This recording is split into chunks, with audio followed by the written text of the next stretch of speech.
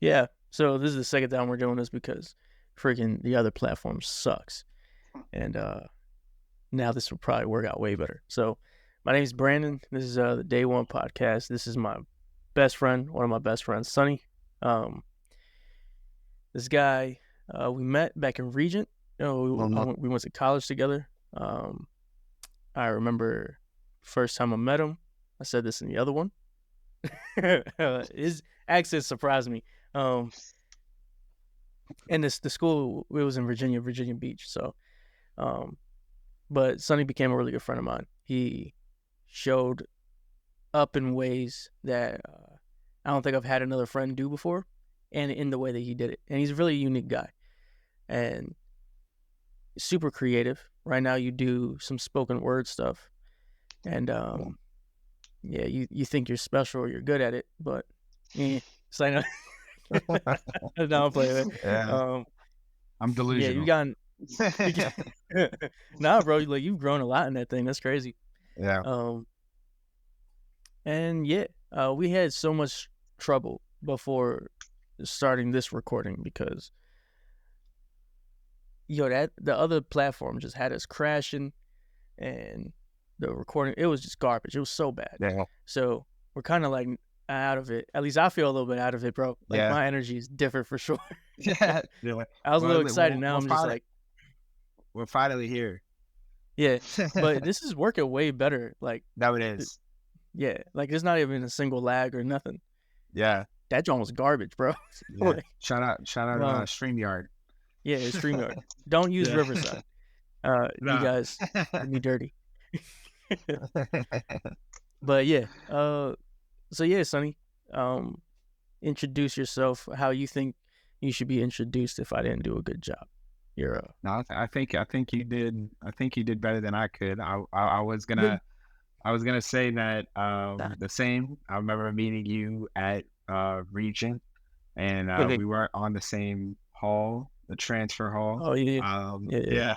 I remember we connected initially for your association with Philly and my inherited association with Philly.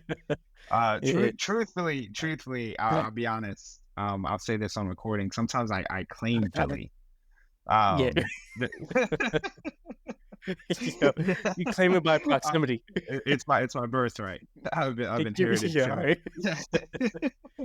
Yeah. But yeah, we had a crazy, like, I would say that first year that we were at Regent was one of the craziest years of my life. For sure. Yeah. I think it was crazy, and it was probably the best year of my life, honestly. Oh yeah, I had a great time. Yeah. And then COVID happened. And yeah, bro, that was like the worst. It was the worst time ever. I was enjoying my life, man. I remember being in the car, and and hearing something about like a COVID on the radio. Yeah. And I remember turning it, like, just being like, what is this? This is never gonna affect me. And then I was like, 1 month later, it's like we all gotta go home. Yeah. Like, school shut down. Yeah, bro. I remember it was like it was scary, bro. Yeah, it was.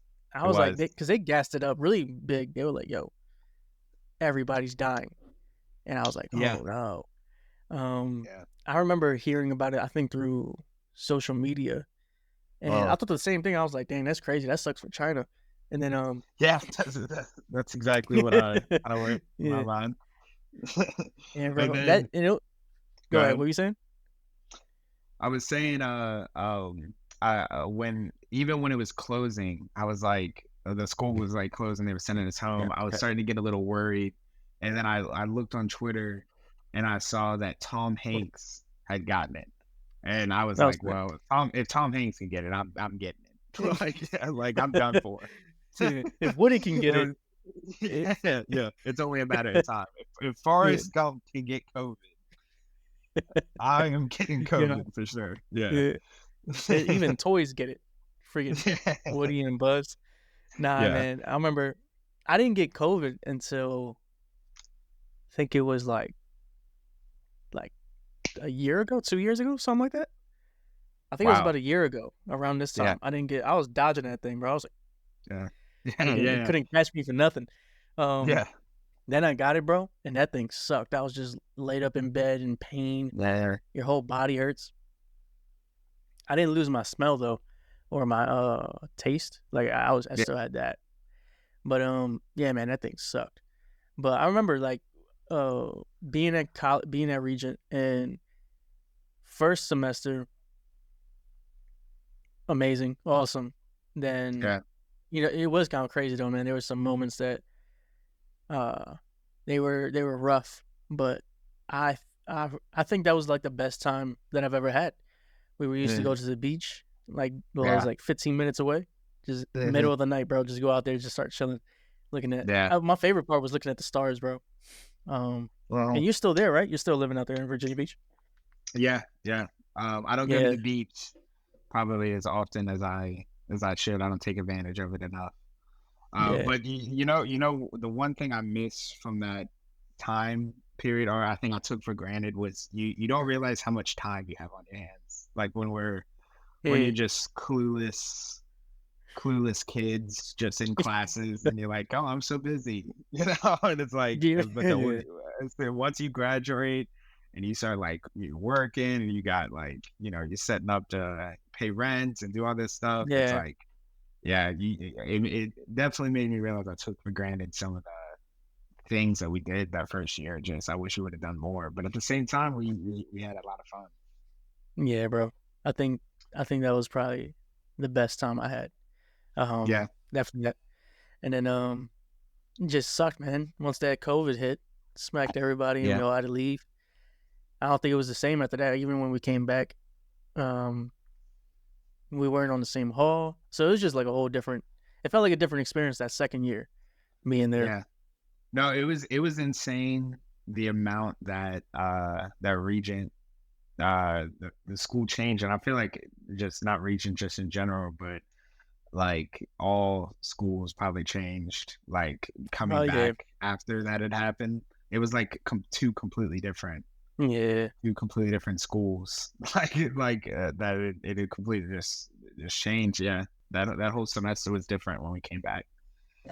yeah. But you miss being down here, a Regent. Oh, absolutely, bro. If I could go back there, back to Yeah, live out there in Virginia Beach, I would love to. yeah, Um, I would love to go back to finish my degree. I'm not too pressed about it right now. man, But I would like to. I'll probably finish it online. Um, but yeah, bro, I have the best memories being out there. There's the type of peace that's out there, the way that it's way more. There's so yeah, much more grass, so much more trees, like land. Um, yeah, and then the beach area, man. I love going to the beach during the fall, during yeah, during the fall, bro. That like that type of weather. yeah, And it didn't get crazy cold out there. I like that. mm-mm, Like yeah, the snow came like maybe twice, 2, 3 times when I was there. yeah, So out here, bro, if I live in Philly. To those who don't uh, know, yeah, bro, you can get like up to like a foot to 2 feet, and then you got to shovel that thing, man. That's not fun. yeah. But nah, I would love to get I out of got, Philly at least at some point. yeah, I went up there. I was up in Philly for very briefly, about a month ago. Yeah, Um, and man, Philly is yeah. All jokes aside, I would love to. I like there are certain things that would make me love to move to Philly, like up yeah, there. But there is definitely, and I don't know if it's just because I'm not used to the bigger city. It's hard to. It's definitely a little bit more peaceful. Like down um, here, I feel like the yeah, it's like you can go. I feel like being in the city just for the day that we were, you could tell that it's just like it's not like there's a lot of stuff going on. But I love Philadelphia though. I still though, even though I feel like there's always a sense of um like when I used to serve tables, wait tables, and every time like, somebody would say they were from Philadelphia, I used to tell them that my dad was from Philadelphia. And that was like an instant, like an instant mm, connection right yeah, there. I yeah, felt like I was gonna get tipped more just based off that right there. So I Yeah. was that would be the first information about myself I would offer to people, like once they told me. Um, Yo, but there yeah, was a girl there. There was a girl. I'm not gonna say who it was, but she was, I uh, think, a year above us, and uh, she said she was from Philly too. And I was like, "Oh yeah, what part?" She was like, well, really, I'm from Delaware." I was like, "Bro, that's a whole different state." Like, no, do and you then, remember the RA that we had on one of our halls, and he would have he had a picture up on the wall of the city of Philadelphia as his hometown. And then uh when we asked him about it, he said he was from New Jersey.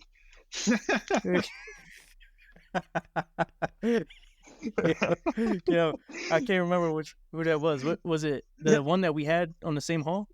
It was when we were at different halls, but we were like we asked him and he was like, I just commute to Philly a lot, so I just feel like I'm from there. We're like, all right. Hey yo, Yeah, yeah. yeah. But People will be wanting to they be wanting to get some cool points off of Philly. Sometimes it's the funny. crane, the crane.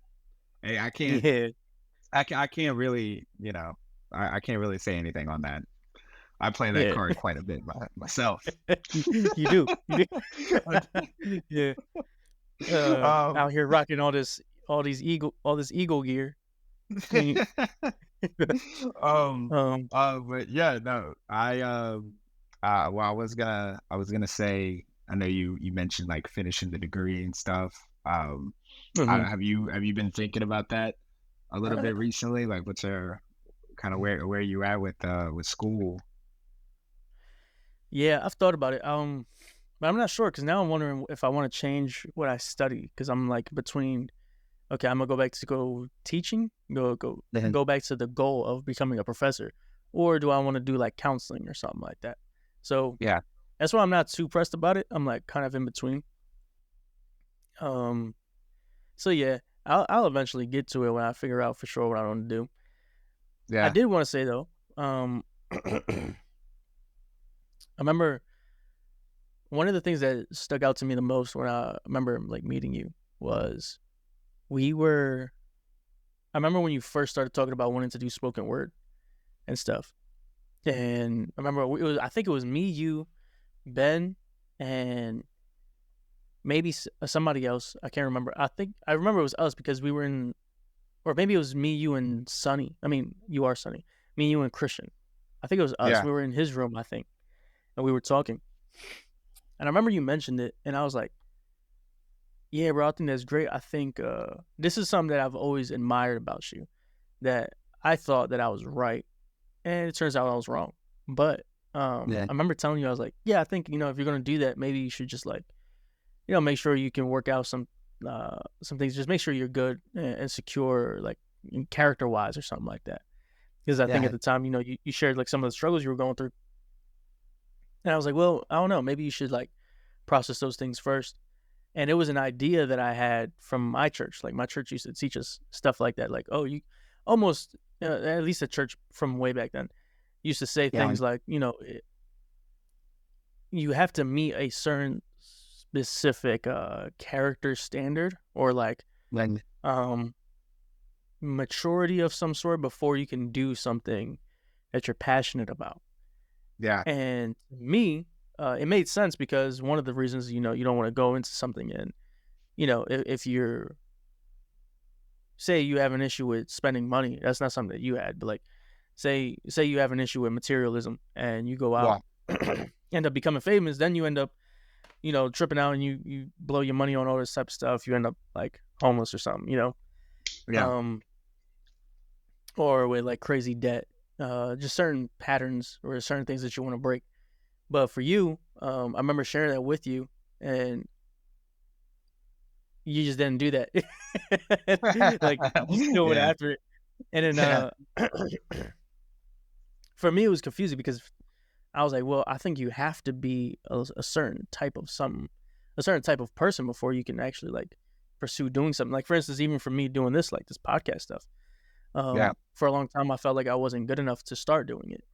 man, Um, and so for me in my mind, I was telling you that, and then I seen you go out and you were just starting it, bro. Like, you started small. You started at the church around the corner, Yeah. and then yeah, dude. And then you just continue. I was like, yo, this dude's growing and he's getting better, and it's actually like working out for him. This doesn't make sense to me. This math doesn't work because for me, you're supposed to do it this way, and it was Yeah. supposed to be a specific way. So, bro, for me to see you, uh, what was that like? Like for you, why did you, for one, disregard what I said?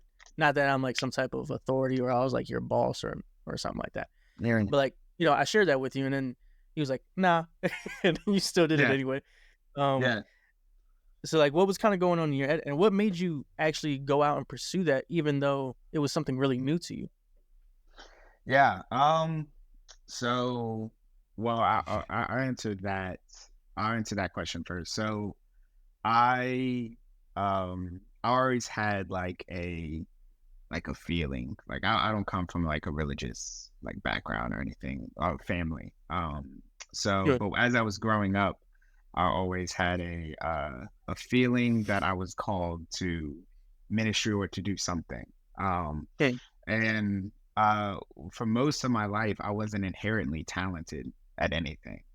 Like I was a pretty normal guy. My mom tried to get me to like piano, like play the piano and like do like some No. musical instruments. And Yeah. like she told me a story later down the line of like 6 months after I started piano lessons, the piano teacher came up and was like, this ain't gonna work. Hey.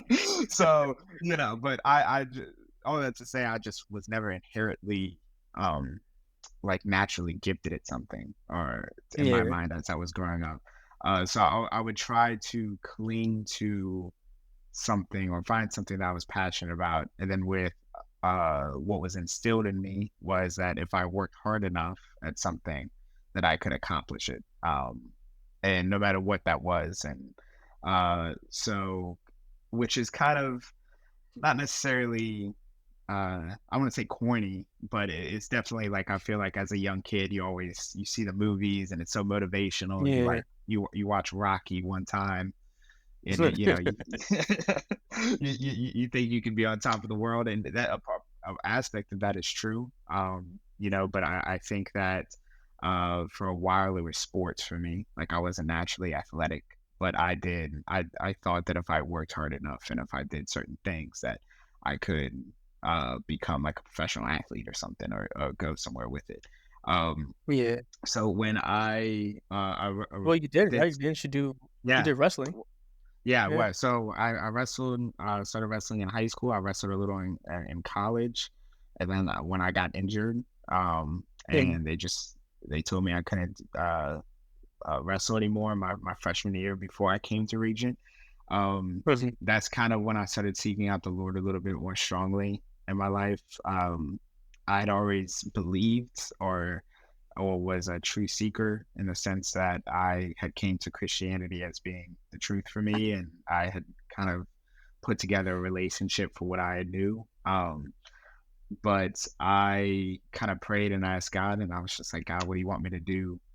You know, in my life, what am I called to? I've always had this feeling like I was called to something. And then I remember seeing somebody do spoken word Uh, for the first time, and a guy came to our school like 2 days later and did like this spoken word, and oh, like snap. in the everybody in the place like was just quiet, like just like Yeah. silent. And we always had speakers, but this dude came in that would talk for like 2 hours, and this dude packed in like the power of a 2 hour thing Yeah. 5 minutes. Like he just gave it to us. Uh, And yeah. I remember seeing that dude, and I was just like, this. I was like, I had written a little bit before, but I was like, let me see if I can do this. This looks like it would be amazing, and I felt a pull to it. So kind of into your question there, that's how I initially got into it, and I think that it kind of also answered the question. My mindset was more of like, if I keep like, if I always, I knew if I always kept pushing for something, that it could happen. In my mind, back when me and you would have those conversations of like, not being ready and stuff and all that stuff. I didn't really look at it in a sense of like at the time of like a character thing. I looked at it more of like a like sports. Like, like if I write enough or if I like push hard enough, like I'll be able to perform this. I'll be able to do this and I'll be able Yeah. to make this happen. So that was kind of like I think my mindset going into it. But I also think, and I've always thought that that mindset that I think is instilled by like the church culture a little bit, where and there is some truth in the sentiment that I think that not anybody should get up there and do ministry on a stage. But I do think this place of being like ready or being at a certain level of whatever the case may be, I don't think I don't think there's like a certain standard that the Lord wants us to meet. I think God will present it to you when you're ready. And as you see in my situation, I think he presented it to me when I was ready.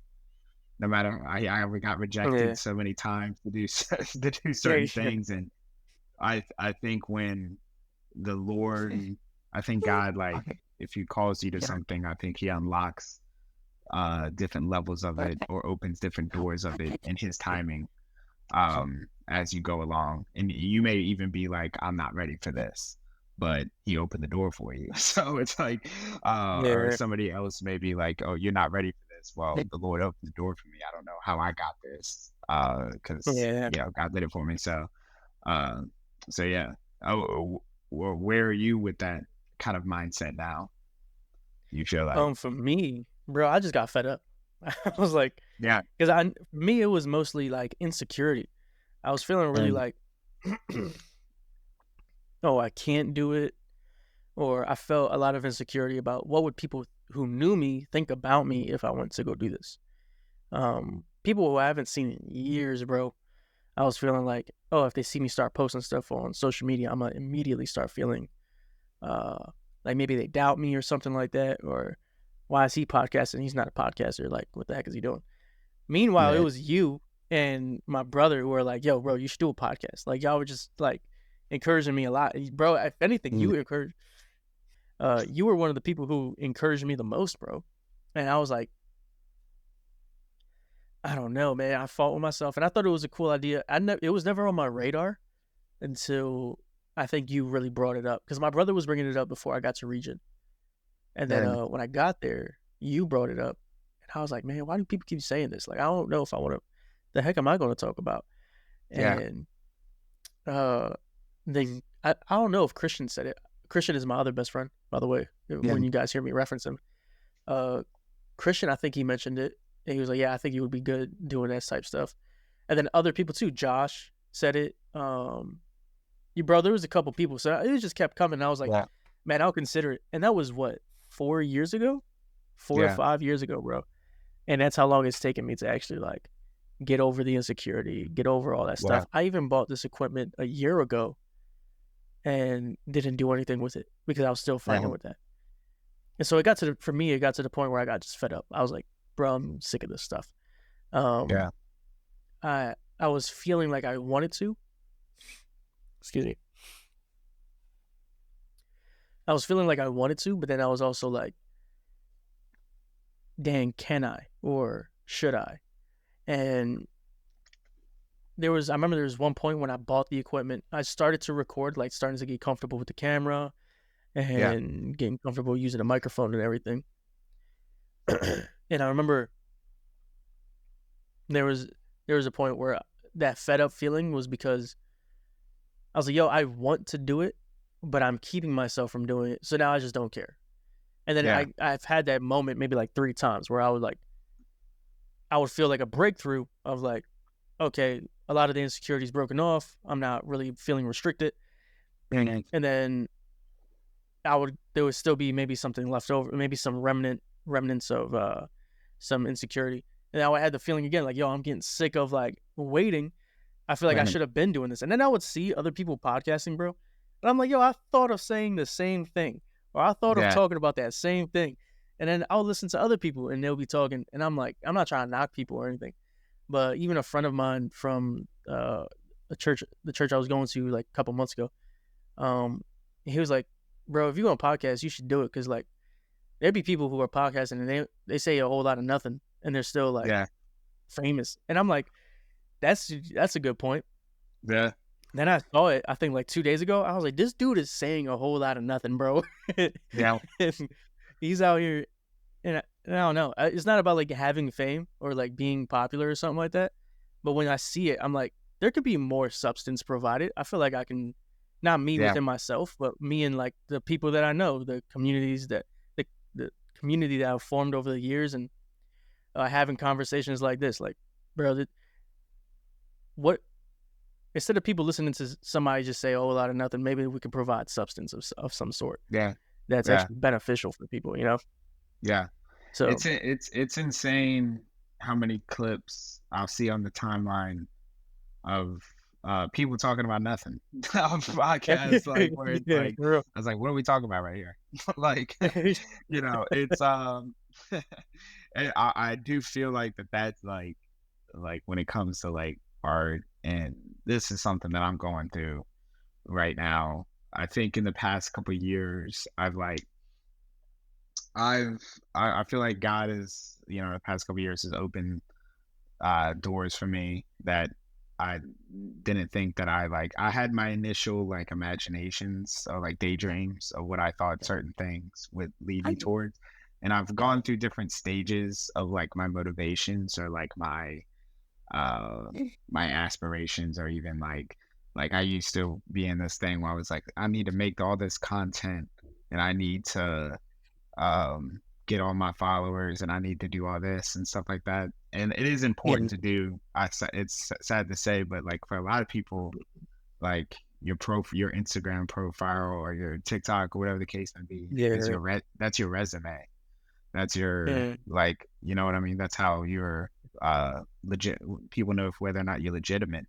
yeah, Which, that's just that's just the reality of it. So, yeah, um, but I think I think there's some people are moving back to it, and I feel like it's kind of getting played out now a little bit, where I feel like it's at the core of it, it's getting back to maybe not as much leaning towards the importance on social media, but just, is it good? Like, it's what you're like, yeah, is whatever content you're putting on the table, is it good? Is it providing any like substance? Is it like, yeah, uh so I feel like it may take a couple more years, but I feel like all like the gimmicks and like the social mhm, media stuff with like artistic things, I feel like it's running out a little bit. Um, but I don't want to hate. I'm not even to hate. There are people that are amazing, that yeah, on TikTok and Instagram and all that stuff, they've just like blown up and created like themselves like businesses out of what they do, like podcasts, like full time, like all these different or things that do provide a lot of important, uh, that provide importance and have substance. So it's definitely a pros and cons thing, I feel like a yeah. little bit to playing that It's game. crazy. Well, for me, one of the things too was like, oh, I need to have like a perfect setup. Like everything has to look good. So like Yeah. I got this light in the back, this black light, uh, some like little lights right here. And yo, if you seen what these lights are, you'd be like, yo, that's kind of ghetto. Like how you like that's not a professional light right there, bro. Yeah. That's not like a ring light. That's not what that is. Those are actually, these are motion sensors that I just Yeah. turned on, like to be consistently on. Yeah. That's what I'm using. And then the backlight I got from like some like thrift store free thing. I don't know how to describe it, but it's crazy because for me, for the longest, my wife would tell me, she's like, yo, it doesn't matter what it looks like, just do it, just start. And I'm just like, I can't do it. I can't do it. Like Yeah. struggling with it, man. Yeah. And then it got to the point where I started to actually see people who were blowing up. Like we were talking about this, like Zoom, right? Like Yeah. some people record off of Zoom. And there was a guy, old dude, maybe like in his 60s, recording. I forget what he was talking about. I think it had to do with like houses or something like that. Like, Word. he was doing a podcast talking about like retail or something like that. not retail. What's the other one? Real The word estate. for real estate. That's what he was talking about. He was Yeah. talking about real estate, and I'm like, dude's 60 years old. He's using Zoom. It's blurry as heck, and he's still blowing up because of what he's providing. Like the substance, Yeah. the quality of what he's providing is enough for people to continue to come, regardless of like what it looks like. Yeah. And then I could do something like this and say a whole bunch of nothing, like other people do, and people are just more drawn to the appearance of it. So you'll probably get some clicks, maybe like somebody stay around for a while. Then they're just like, no, I'm not interested anymore. Yeah. And I'm sure that's the same with even spoken word, right? Yeah. Where you can maybe have like a good flow or cadence, and then people really listen. Like, well, that was like a waste of time. Like, Yeah. It's no, I watch people like yeah, because in my mind it's like and goes back to it being like there's like pros and cons, and there's different types of people, because I'm just somebody that I can't make myself just set up my phone and like record myself like no, saying like poetry and then like post it. And but yeah, like on the flip side of that, there are people that have gone like viral that are like super good, that which all they need to do is they just set their phone right there and they just record themselves and then they'll just post it. You can do that in like 10 minutes. You can do maybe less than that. You know, it doesn't take that long. And I just feel like I'll have this whole thing where, and like I feel like this is a big hump that a lot of people need to get over. It's just like overcomplicating things. Like, you know, you have like in your mind what it's meant to look like, and that keeps you from even starting in the first place. But so that's just a huge hump that I feel like a lot of people looking to make content and do all that stuff need to get over. Um, but why do you I'm not think really. why do Go you ahead. think somebody should create content? I think because it helps build you. I think really right now, like if there's anybody that says that they don't need content, like you need content pretty much. Like it's tough to do anything or to make any connections without making content. I have I think 11 reels on my Instagram. And Mhm. then like I have like 6 on like my main profile, which is not a lot at all. But you just within that 11 posts that I've made, Oh, I was able to connect with other people. Like people followed me, people hit me up then for like mhm. a booking here. Like people, I was connecting with people out of state. I've traveled to do poetry Oh, wow. now. And so like all those doors became opened up just by me posting some, you know, Yeah. like because when you don't post, you're confined to your area, you're confined to like what people can Mhm. see. And then on the flip side of that, it's important to post because when I go out and perform, then in the community, it's like somebody follows me or somebody like comes up to me afterwards and they're like, "Hey, where can I find that piece? Where can I go and watch this, or where can I see more stuff from you?" It's like if you have Yeah. nothing to send them back to, it's like, you know, that's Yeah. kind of like that's just the way it is now. It's like people want to see, that's how you build a following and stuff. So I mean, um yeah, so that's it's super important right now. Even though I'm like kind of anti like posting, like it's hard for me to sit down and make a post. I know how important it is. yeah. And I think what maybe that's good, but I think maybe the question that I was asking was like, why? Well, maybe here's a better question: why do you make content? Why do you create? Why do you do spoken word? What is your what is your purpose? What do you do in it? What do you talk Yeah. about? Like, what is the whole purpose of you doing that? I know it's something you're passionate about and you enjoy, but Yeah. like, what is even the content of your spoken words? Yeah. Well, it's shifted a lot since I first started. Um And I would say where I'm at right now um is the purpose, I feel like, is to convey a message and this is just poetry in general, to convey a message like in a way that you've never heard it before. Like Mhm. I can say, Brandon, God loves you, you know, Yeah, yeah, or and you know, you can preach a sermon on like the love of God and whatever, and people sometimes you hear these sentiments and they become like old to you, or you kind of become yeah, numb yeah, to what they actually mean. And I think spoken word does a great job at like relaying information in ways that you've never heard before, so it can hit you differently.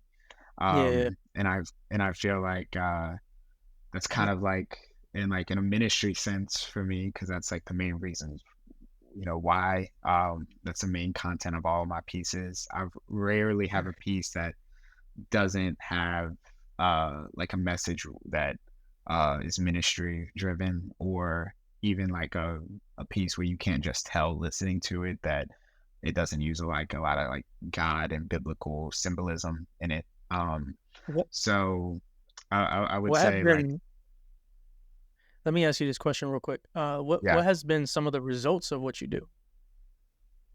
um, just like what have I done and stuff, like what have I Yeah, like, like, so for people, because you're talking about how, like, it conveys a message that hits people differently. So have eh, you heard, like, feedback of how the stuff that you've written and you've performed has, like, hit people differently, how it's ministered to them?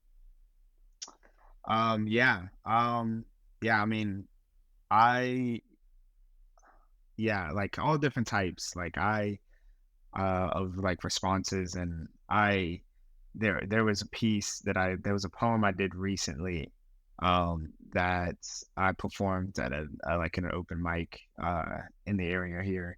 And it was so interesting to me because it was a poem about like kind of like just false prophet, false teaching, like in the Yeah. church.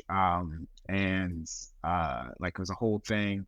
And then after I was done, I had people come up to me and say that they were crying, and they hadn't not Wow. even experienced like any false teaching or like hurt by the church, but just something about Wow. the way certain things were worded like made them emotional. And I just thought that was like that caught me off guard, you know, because Yeah. I'm doing it for the intention of like, oh, I would expect somebody to be like, oh, well, I had this experience. And so, but just even the way it's like worded, like it just moves somebody and they can't explain why. Um, so I think recently, like I've gotten a lot of feedback about that, and stuff like that, just like how things are worded, and there may not even be a message that relates to them, but people, I feel like I've been getting a lot of feedback. It's just, you know, just poetry in that way is like, is powerful, you know, to people.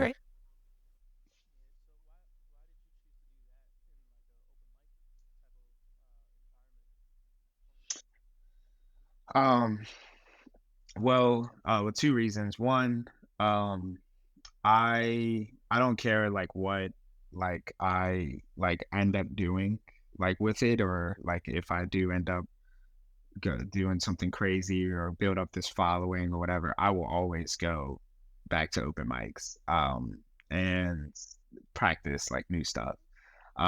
So that's number one. But number two, because I feel like a lot of people, more than I think maybe like the church thinks, is like really, really is receptive to Christ. I feel like there's a lot of people that actually want to believe in Jesus that you'll find in like secular settings, or and stuff like that. Or there's a lot of people that are on the cusp, that are like right on the edge. They're like Gnostic. They don't really know, and they just need somebody to break it down for them. Like they just need somebody to like really have a sit down or something like that, and like break down why this is the truth. And I feel like everybody's on that. There's a lot of people that are on that cusp. So every time that I've done like a ministry thing in a secular environment, I have never gotten like a bad response. Like I've never gotten a like someone throwing tomatoes at me or something like that. Like, and I feel like that's, you know, a perception you might have, as if you're one when you're in the church, or a narrative that you may feel like you have in some Christian communities, is that like the world rejects Christ and things like that, and that's true to a much larger standard. But I think there's a lot of individuals that are looking, that know that they're not fulfilled, or they don't have everything that they could have in life. So yeah. Yeah, that's really interesting, man. So like being out there with people, what? So you said there's kind of like some misconceptions that the church might have about people who are out there. What are some of those misconceptions that you've seen that maybe you didn't touch on yet, but like about what would you say to Christians or to the church about how they should engage with people outside of the church? Um, they should Because engage. you're always somebody who's like around. You're kind of like Jesus in the sense that you sit with sinners. Like you're Mm, not really like somebody. I've not seen you as somebody who is like, oh yeah, I got to stay in the church and be in a safe place. mm, You've been everywhere, bro. Like you have friends, whether they're Christian or not Christian, and that's crazy to say. But like, there's mm, not a lot of people who are like that. Like people will go into the church and then like start to separate themselves from the world, there. but separate themselves from people who are still living in the world, Yeah. rather than just separate themselves from uh, behaving like the world does. Yeah. So they sometimes do both at the same time. Maybe maybe that's like a nuanced thing where in some situations where it's necessary, but like if you have it like you're sensitive to drinking, you shouldn't be around the people who you used to drink with, maybe like back off of that a little bit, but Yeah, um and I feel like there's a misconception there. You probably caught me, this podcast. You probably caught me in the most like cynical time of my oh yeah. entire. So I'm definitely on a I want to kick there. I Yeah. think there's like this like narrative, because all a bunch of different things play into like the narrative of like that, and why there may be so many misconceptions. And it's like I feel like Yeah. certain people think that they can't be friends with unbelievers, or like the world rejects them, or like other people who are unbelievers are so turned off because they're so turned off to you. And I feel like that's like that's just it. That's just the way it Yeah. is, dude. I feel like people are like, oh, they don't like me because I'm Christian, and they don't like me because I'm this. It's like, no, they just don't like you, man. That's Yeah. like, like I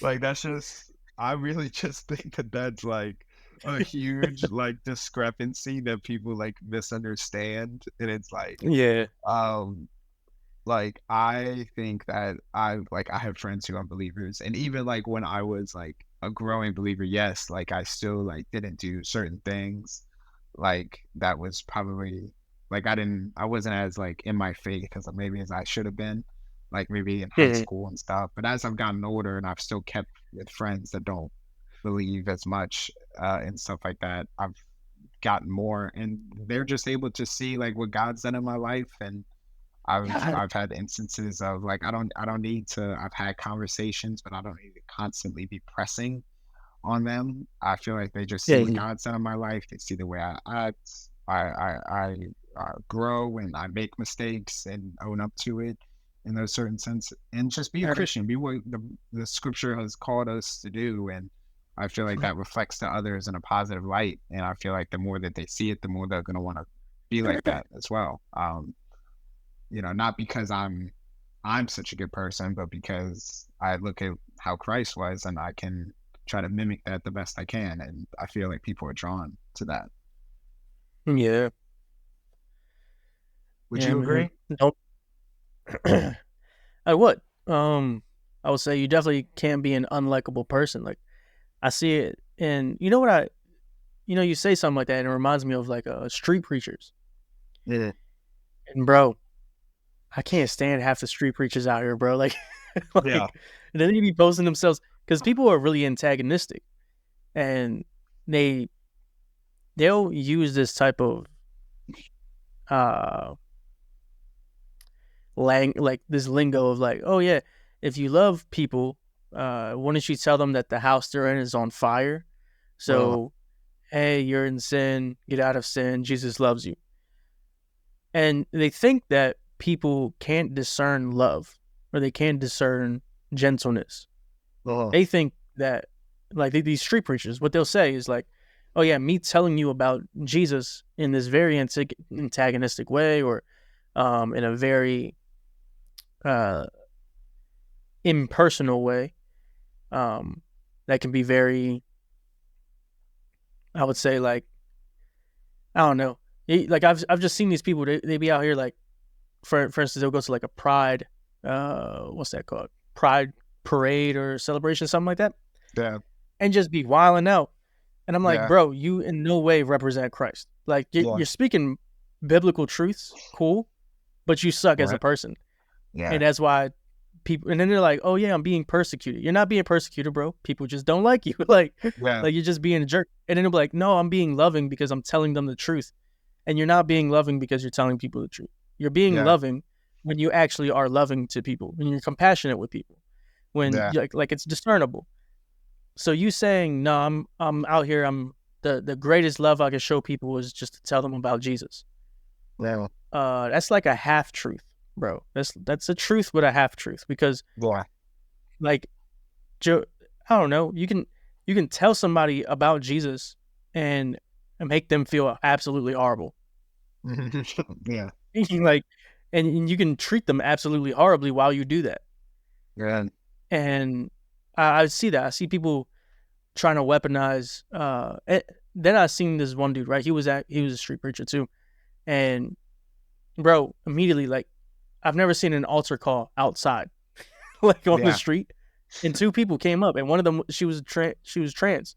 There was a guy, I think it was a trans woman, came up and wanted to accept Jesus, but a whole different approach, bro. Completely different approach.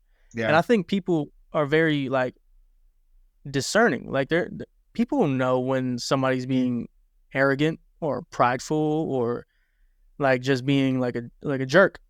Yeah. And just because of the subject that you're speaking about, the topic that you speak of doesn't disqualify your attitude or people's ability to perceive that you really don't care about them. You're kind of out here just to do like what you think you're supposed to be doing. Yeah, I see a lot of times, man, with these like with these guys, I think they do more harm than good, and that's unfortunate. I've even thought about doing this sometimes. I'm like, yo, why don't I just take out like a chair and like a freaking bullhorn and just like, if I was to do it, and I would hope to, because I do know somebody who does it, so maybe I'll actually consider it. Like, I would like to just sit there and talk with people. Like, you know how those people, like, they do this with politics, right? Yeah. They'll set up a table and they'll be like, something about like, yeah, they seem to and never you just go have like well. I've seen the like college campuses and stuff. Yeah, well, who's the guy? Cliff. Cliff. I was just thinking about him. Yeah, he is. Yeah, he does it really, really well. He's probably one of the best people I've seen that like handles stuff and handles questions, because people will get like people will get kind of I think people. So I think there's a difference between like what Cliff does and stuff, people like him, and then what I like what I would do, or like just necessarily like just trying to minister and stuff. Not that Cliff is not ministering or street preachers aren't trying to minister, but I think they're trying to engage. They're trying to engage, right? So they're trying to engage and like, come ask me questions, and that just opens up for a debate. People are just going to debate, and then people are going to ask questions that are the sensitive questions in Christianity and the tough truths. I was reading I was looking at a clip the other day from Cliff, actually, and he said there was a Muslim woman asked if she was a devout Muslim, been her whole life, and she asked if she was going to go to hell, according to what he believes, and he said yes, Yeah. and Mhm. not so flat out, but he kind of wrapped it gently in a Is it? explanation, and it was like, yeah, and um, like, so that just opens, I think, up for a little bit more like resentment, like from people. It seems like I'll see a lot more like hostility. I feel like from those type of things. But Yeah. so it is tough. I don't know how I would respond in that, because I've thought about it myself, like going out there one day and like trying to set something up or just engaging with somebody, because I feel like I'm not a theologian, but I feel Mhm. like I'm researched enough to know maybe a lot of the questions that would be asked, or know Yeah. to how to explain a lot of what may be asked on the surface from a lot of Yeah. people. So I think you'll be great at that, though. I think you should Yeah. definitely do that. I think you'd be great at it. Yeah. I think it would be fun, man. Yeah. I feel like Then Cliff Cliff does a good job at speaking the truth in love, yeah. like the word says. And I Yeah. think that's it's definitely somewhere you have to disconnect from your own step into mission. Like you're on a mission right now, and you have to think of it in that way. Like you're not Well, here to for your own sake or for your own like taking things personally. Like well, I think you have to disconnect from trying to take things personally, yeah. and and look at it as like, no, I'm here to actually listen to this person, talk to this person, and hopefully bring about a truth that they can receive in love and understanding. Yeah. So I think I did hear him say one time, he was saying to it was another Muslim, it wasn't a girl though, it was a guy, and he said, if Muhammad was telling the truth, I'm going to hell. But if Jesus was speaking the truth, those I don't know if he says you're going to hell, but he pretty much says like those who don't believe in him are going to hell. And he says it's whatever the position is, like you Yeah. believe that about That's a me, great response. So yeah, I was like, that's a really good point because No, that's a great way yeah, to. Yeah. I'm gonna keep that rebuttal. yeah, bro, that In was my hard. That pocket was a good somewhere. one. Yeah, no, that is. Um, yeah, man. But I feel like it's definitely see myself right now being a little bit more. I thought I was going to work in the church. Um, called to maybe full time like vocational ministry and stuff. But as I've gone on in the last, I would say the last year, I think I've shifted a little Okay. bit to maybe being more like outreach focused, and maybe even being in the church, something that like as a vocation, or like as maybe a pastor or something like that, something that I don't think I see for myself. Um, Yeah, but are you, where do you feel like you're falling on that right now? You feel like you see Pastor Brandon in the future? What's going on? bro, everybody's it's said to me pretty frequently, and Yeah, I don't know how I feel about it. I don't know if I would like to pastor, to be honest. yeah, I would like to encourage people. I would like to speak and be able to like make complicated things clear, answer questions, clarify things. My passion is more in like speaking and like in communication and speaking the gospel or clarifying theological matters. But pastoring, bro, like I feel like that's a long term commitment. yeah. Some It people is. don't do a lifetime, yeah, but that's a long term commitment, and there's a lot I think that goes into that. Like the Lord got to call me, bro. He has Yeah, to call me and tell me like, yo, you got to do this. But for me, if I wouldn't do it out of my own will or volition anyway. But as far as like what my desire is, I don't necessarily have it. I used to really want to be a pastor, and now I'm yeah, in the place where I'm like, not necessarily. I'd do ministry. I have no problem with that. I have no yeah. problem serving with pastors or maybe writing books or something like that. That sounds much nicer than pastoring. Well, yeah, I don't know. yeah. It's definitely a it's definitely a commitment. I feel like it's um I feel like my kind of where I'm at with it right now, um, just like church and stuff in general. I haven't been looking for a church. I've been bouncing around churches for about a year or so now. I think I'm so like I'm at the point now where I know I want to be join maybe a smaller church. I think is what like I Yeah, always just love like the smaller church feel, the community and stuff yeah, of a smaller church. So that's kind of like what me and Sarah, my girlfriend, for those who don't know, are looking for. yeah. It sucks All right, because we started stupid late, bro. It was crazy. yeah, it's all right though. It's all right though. We've been going. I'm not gonna lie. When you said an hour, I was like, what are we gonna talk about it for an hour? And this hour has like flown by, like super, like it Yeah. doesn't feel like it's been an hour at all. Like I Uh-huh. feel like we have so much left in the chamber that we Yeah, right. it's gonna have to be a series.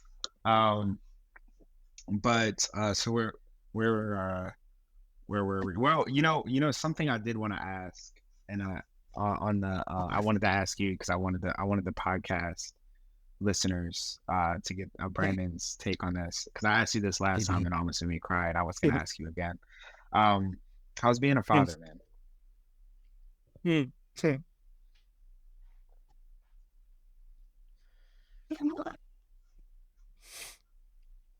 Being a father, man, my son is like the light of joy I've never had before. Like every time I see him, bro, I Then feel so. It's like he's like a ball of joy. He just brings joy, and I've yeah, never found myself to uh love someone in such a pure way. right, And I don't know if it was you that I was speaking to or if it was Trent and Caleb, but I think they asked me something similar. And I said that the way you love your baby and like yeah, your first child, or when you have a newborn, or they're growing up, the yeah, way you love them is really different because the way that you love them is in a way that's like they've done no wrong and they're so innocent that you can only love them with purity. yeah, You have no affliction, no confliction, nothing to forgive them for. yeah, So it's such a pure love. When you're in a relationship, that person can mess up all the time or do something that like yeah, you might have like a pet peeve, something that just bothers you. yeah, But when you have a baby, dude, the love is just so different because there's nothing that like they're so pure. uh-huh, Um, and so it's changed me a lot. It's made me think like it'll make me reflect, and I'm like, yo, I don't want to hurt him in any type of way. So I have to like yeah, check myself. It yeah, makes you think about like it makes you think about like in what way in what ways am I like toxic, or in what ways am I like flawed? uh-huh, What are my what in what areas do I need to grow to make sure that I give him the best type of childhood experience yeah, that he could possibly have? And it makes you yeah, want to like look into it, bro. You're like, I don't want him to experience anything that I experienced growing up. I don't want him yeah, to feel this way or that way, not to get into my own like life or whatever. But I don't want him to feel things that I felt. And so dang, how do I fix myself to make sure that he doesn't? And the purity that he has, like, how do I make sure that I can preserve that? Like, I don't interrupt it. Like, I don't want to taint it. I want to protect the purity and the joy that he has. Right now, dang, he's only a year, like he's close to a year and a half. Um, and what I would say is like, yeah, like for me, I wouldn't want him. That becomes your priority. So it's yeah, like, oh, excuse me. It's yeah, it's a very it's a very life changing type of experience. It makes you grow up and it makes you self reflect. Hopefully, yeah, it would do that to you. For some yeah, people, they look at like their child as a burden because yeah, they're still stuck on like this hedonistic type of lifestyle where it's just self-indulging, self-pleasing. You have to let go of self-pleasure, self-indulgence in order to care for anybody else, Yeah. and care for them well.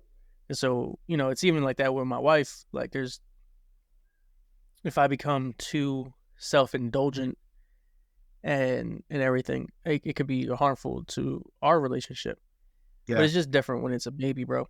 Because now you have this type of like sense of responsibility that like a majority of the way that this kid might turn out is going to be on me. Right. So I have that type of like a fear of some sort, Yeah. But then at the same time, I remember the first time that I thought about him, I was like, one time I was holding him, he was like maybe 2 months old. And this is like maybe one of the first times I like felt like I was going to cry. And I was holding him and I just thought to myself like, yo, what will you become? Yeah. Like, who are you going to be? And bro, that just made me so emotional. It was crazy. And it definitely like softens you up. Like, cause when you have a baby, you got to be playful. So a whole lot of my like, like my personality changed a lot. I had to soften up like certain parts of myself because I was very, I felt like I could have been like too reserved, too shut off, not too animated. But then like you want to adjust, you have to adjust those things in order to like make connection with your baby, Yeah. So. Well. Yeah. Yeah, and I feel like a lot of people, how I viewed it before was a lot of people like I would watch, and I'm like, because there's never like a class that there should be. I think that'd be a great idea, like how to raise your son, a son or a kid 101 in high school that we can take or something like that. Because I'm like, I feel like a lot of people are just like you just piece it together. You learn kind of as you go, and that's how I viewed it, at least from like I started looking at my dad, and I was like, my dad was great, and he had his flaws and stuff like as I was growing up and stuff, but I think I like it flipped when I kind of looked at him. I was like, he's just like me, really. He's just trying to figure this like life out. You know what I mean? Like, he's like, especially as I've gotten older, I'm 24. By the time my dad was 24, I was 3 years old. So, and I'm not even like, and he was married. He was like, I was 3, like, so he had a kid. He had a like a house and stuff.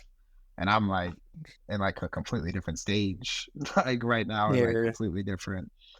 It's so interesting. I feel like I see a lot of people that are like in their 20s, really, whereas like so many people are at like so many different like stages. Like some people are like married and have kids, and some people are like, still trying to piece together like just a place to, like where to stay, like really, you know what I mean? Like, like just find out like some people like, so it's interesting, or it's pretty interesting to see like everybody's like different. Like I feel like I have 2 weddings this summer already to go to, just like people around me that are just getting married. But yeah, just to end this off, man. So where can people find you? Like, where's you got Instagram? What else do you got where people can find your stuff? Just follow me on Instagram, Sunnyspoken. I'm working on a website right now. Working on a website. But that'll be up soon, and I'll post that on my Instagram. But yeah, just follow me on Instagram, Sunnyspoken. I appreciate you for inviting me on. This was a great convo. So yeah, thank you guys. You guys can follow Sunny, at Sunnyspoken, and he has his videos there. He has spoken words up, and follow him. He does really good stuff. I've seen him grow over time over the last few years, and I'll be like impressed. I'm like, yo, who wrote that? You got a ghostwriter for sure. It's like, Sonny could be people's ghostwriter. Actually, maybe you could start doing that, bro. Start making money off of ghostwriting.